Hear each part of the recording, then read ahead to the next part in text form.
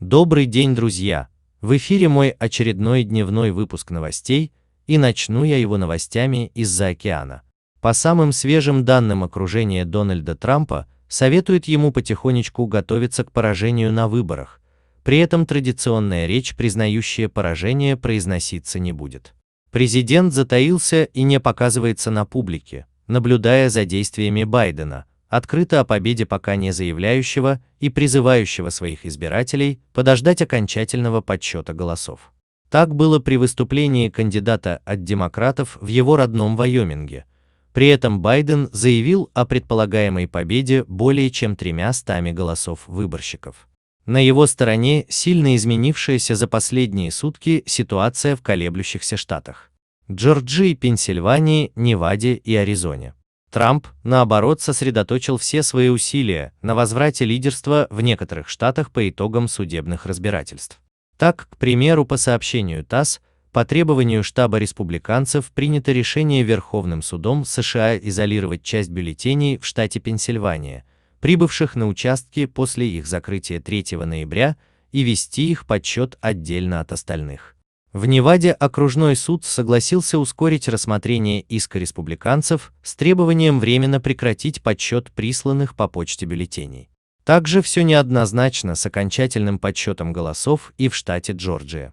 Пока существует небольшой процент того, что ряд судебных разбирательств сможет вернуть лидерство Дональду Трампу как в ряде штатов, так и в президентской гонке в целом.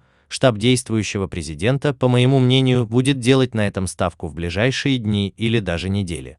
Одно ясно, что выборы президента США показали ряд слабых сторон в ходе организации подсчета голосов избирателей после их проведения, и это наверняка будет учтено при проведении следующих выборов президента Америки. Теперь к российским новостям. Второй раз с начала пандемии в России регистрируется более 20 тысяч новых случаев заражений.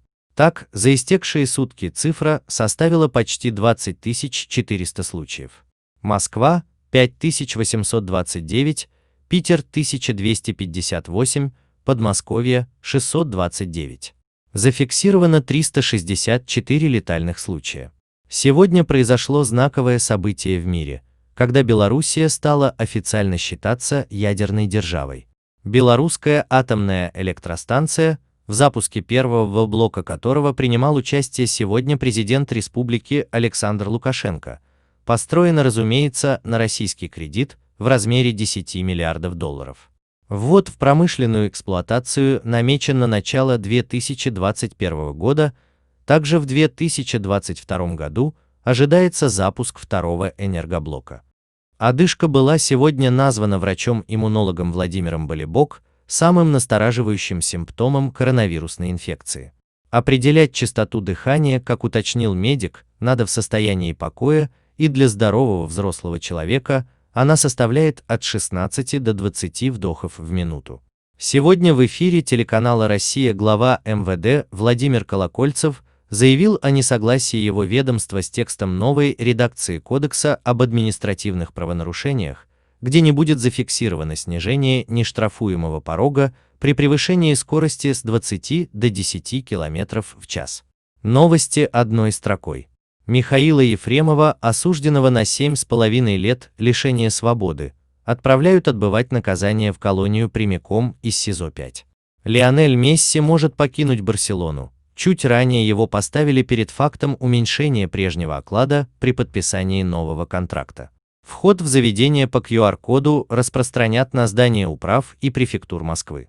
Система чек-инов будет действовать с 12 ноября, сообщил глава Департамента торговли и услуг города Алексей Немирюк, передает Интерфакс.